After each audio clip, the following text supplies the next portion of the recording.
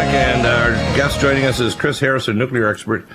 Today we're going to post up some interesting articles. The Nuclear Regulatory Commission, NRC, are going to be posting up information over the next few weeks, apparently updating earthquake hazards at U.S. nuclear plants. I'm not sure how they're going to spin this, but I think it's well over 35 to 40% of all the plants are within strike distance of a nuclear danger, hazard of a geologically active area like New Madrid, Diablo Canyon, etc., right across the country. And I think that we're fooling ourselves that the NRC is going to do anything substantial. Let's talk about the 3 or 4 or 5 things that they could do to remediate these plants to reduce the danger, even if they don't actually get rid of the old technology, and why will they not do them? So, Dr. Bill, well, we're just talking about what you could do. Well, I'll tell you what we do that's not a great idea. All right? We try to make one piece of equipment handle every single different kind of a condition that may arise. And for that, I'm saying maybe the diesel generators at Fukushima and at the U.S. plants are just fine against the seismic event alone. But when you combine that with a tsunami, we found that they were woefully inadequate.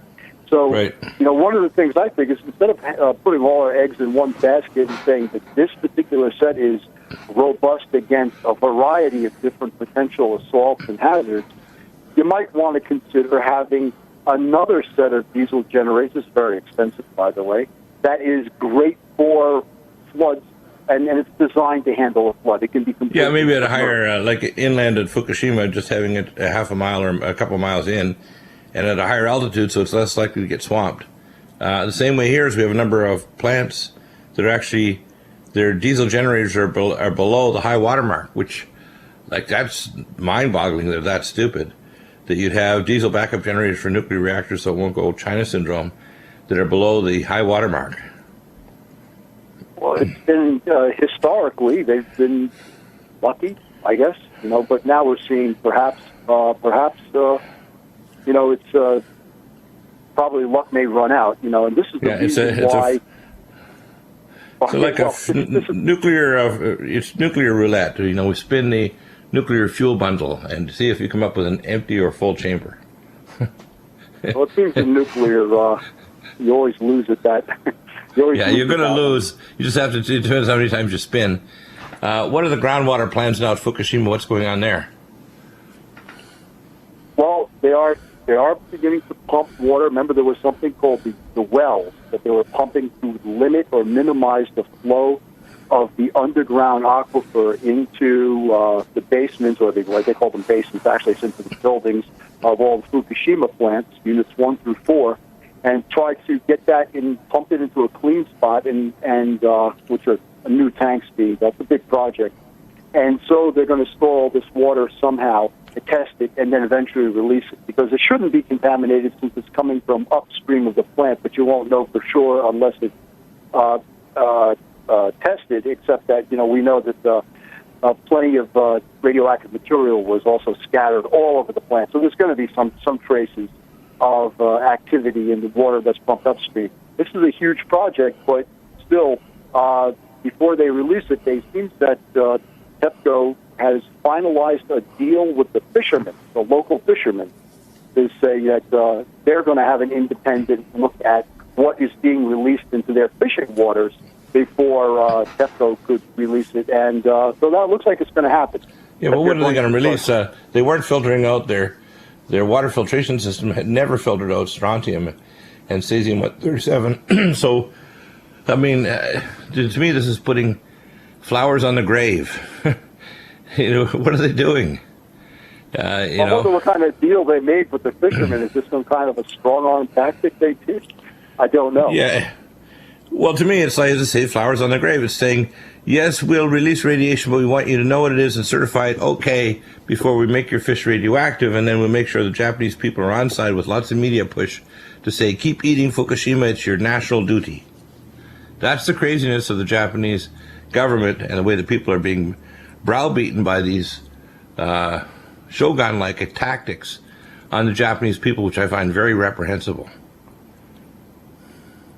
Right, and it says right here, groundwater pumped through out of the wells will be first stored in a tank, which is going to be an enormous thing, more tanks, to check the contamination level. And after safety water is confirmed by analysis, which is expected to take a month, EPCO will start releasing the water into the... It's say flowers in the grave. The other thing is the advanced liquid processing system. You have some updates on that from Tokyo Electric. What's going on there? Well, they're going to try to start one of their units. I wasn't... first of all, let's just go right to the other one. They're going to test a filtered vent. Remember we talked about the hardened vent system that was designed to alleviate the pressure of an accident so that you don't explode containment, which latest findings are showing that, let's say, just in Unit 2, for instance, just where we said it was, too, the downcomer areas into the torus are pretty much damaged to the point where, they released all kinds of material. So, and of course, we knew that right away when you and I were looking at the data years ago, because we saw the pressure rise, we saw the sudden drop, we still saw the pressure in the reactor vessel. So we knew right away that it was the containment that was broken, and it turns out we were right. But here, and that was broken, by the way, before the tsunami struck. So reactor number 1, the containment was lost already, and there are a number of other reactors that had containment damage done of 5 different sites in northern Japan. And if another major quake strikes, we're going to have not just Fukushima, but at least another half dozen or so nuclear reactor sites all losing radiation and going China syndrome. Right. Well, one of the plans they want to do is they want to put this hardened vent that everybody else in the industry said they recommended, and they cheaped out and didn't do it. And so that's a hardened vent for venting the hydrogen that's created by the. Yeah. So in other words, they want to put a faux engineering solution, which means it looks like a vent, smells like a vent, but it's not a vent. Exactly. Now it's a vent. To put it that way. They want to make a vent that actually is a vent. I mean, how radical to actually put a piece of nuclear technology in that actually works rather than just as like a faux or a cartoon version of what a vent should be.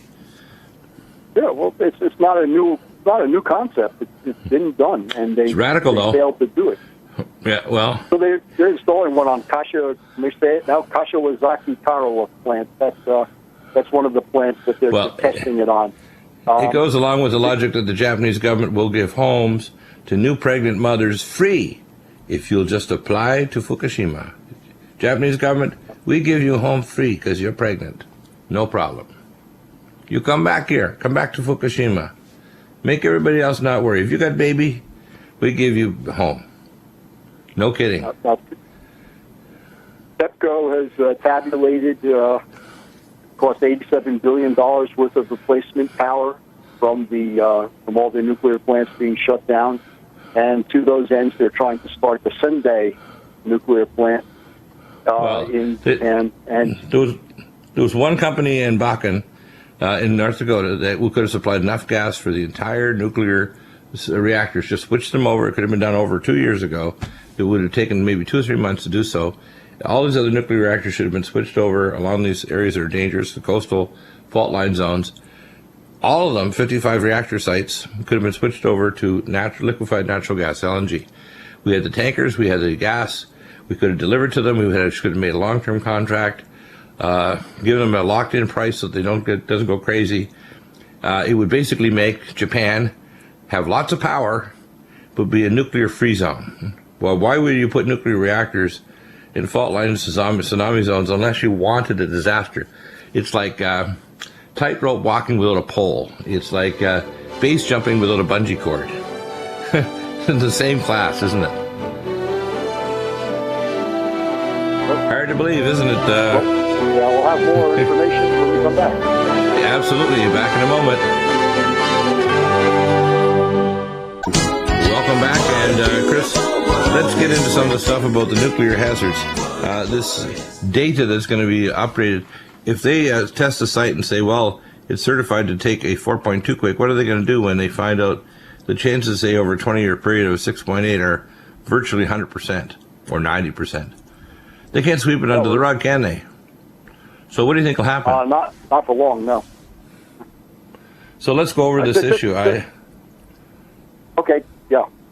I just remember, one thing, the last chairman of the NRC, Gasco, Yes. ordered that every company come up with a reevaluation of the potential for a seismic event, including the magnitude and what kind of threat it would pose to the plant.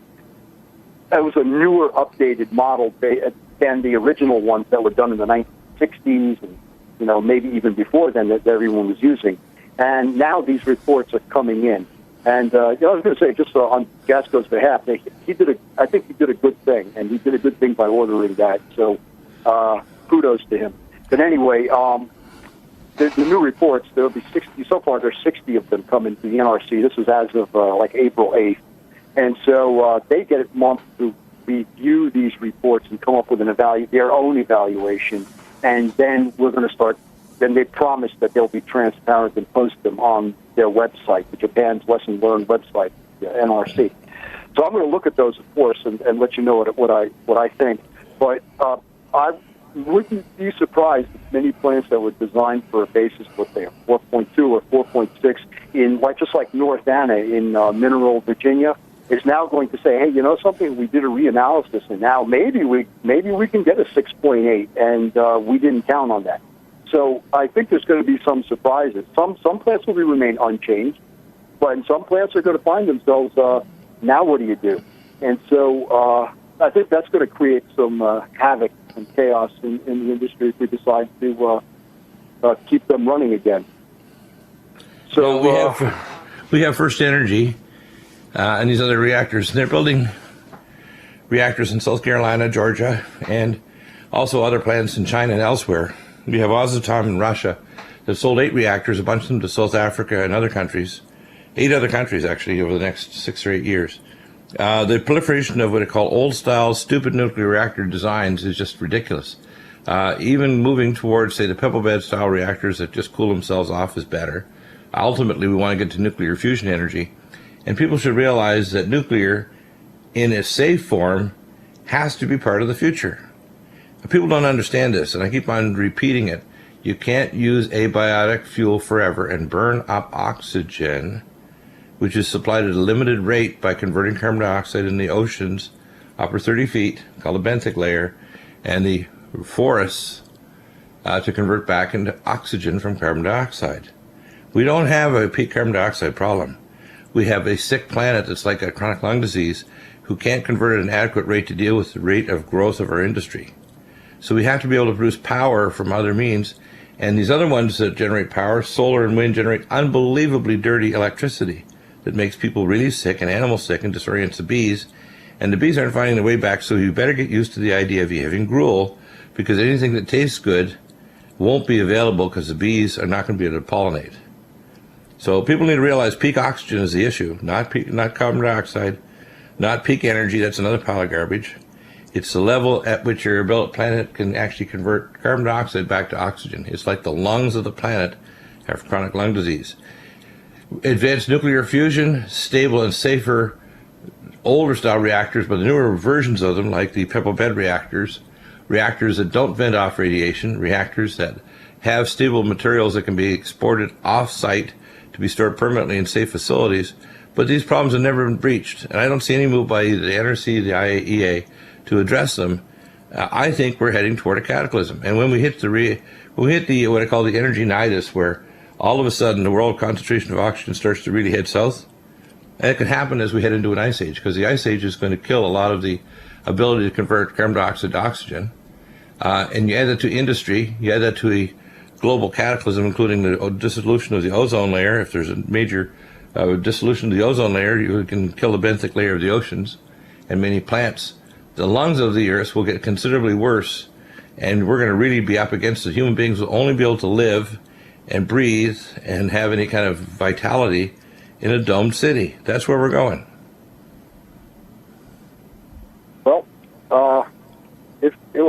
let me just go back to the assessments that are happening, the seismic assessments, and how that would cost a lot of money. Now, some of the plants, and I have a feeling that there are going to be several of them that meet this criteria, that they are not designed to handle the projected new projections for a seismic event And on top of that, they're going to have 3 years to make plant modifications to their plant to reinforce existing safety significant equipment or by adding equipment.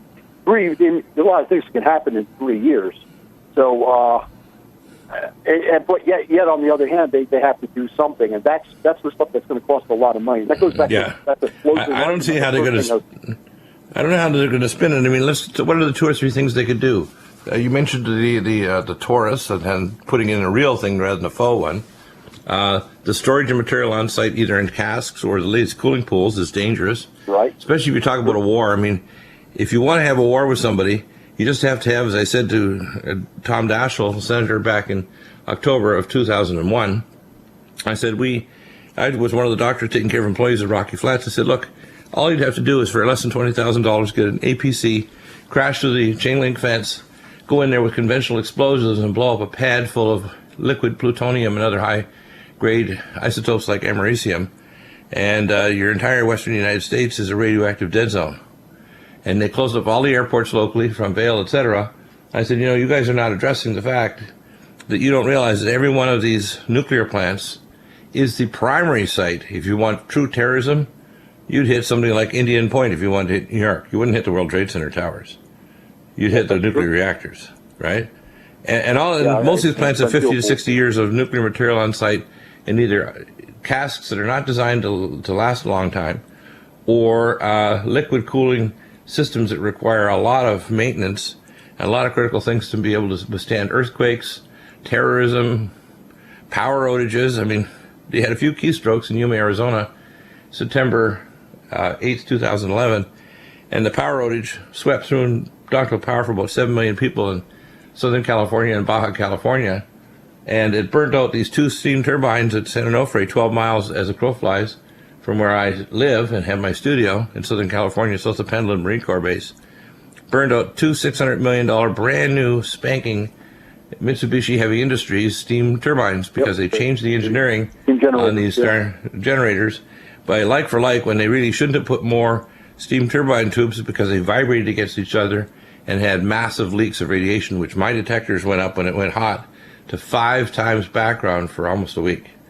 So guess what, guys? You're not doing your job, and you can't swank this one. This is really serious, and all of the reactors near strike zones of earthquakes, which are going to increase dramatically, you need to get those reactors switched to natural gas. You need to get backup generators at a higher level behind them. You need to get that nuclear material off-site. You need to have real systems for venting, which they don't, like the faux one they had in Japan. I can't believe they actually put faux engineering to make it look like they actually had engineering parts there when they don't work.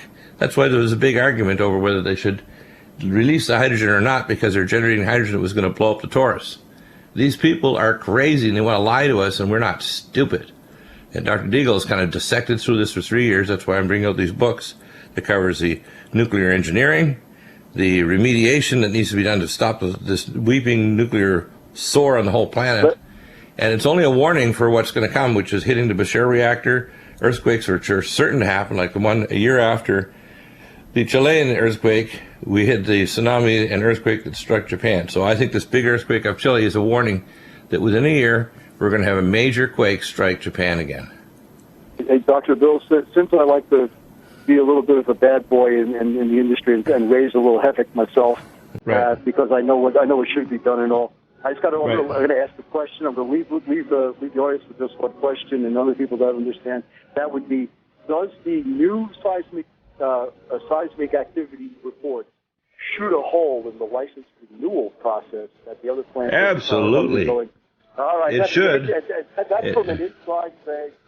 Good question right there. I think the answer to that one should be a big, broad yes with a megaphone, because I don't see I can relicense plants that will not withstand earthquakes. They're a virtual certainty over the next 5, 10, or 20 years. Very good point, Chris. This will all be posted up today. Amazing. I'll be on hour number 3 as a guest tonight. We'll discuss and expand on this and many other topics. Rents, hour 3 tonight, 9 to 10 p.m. Pacific time on the Rents Network.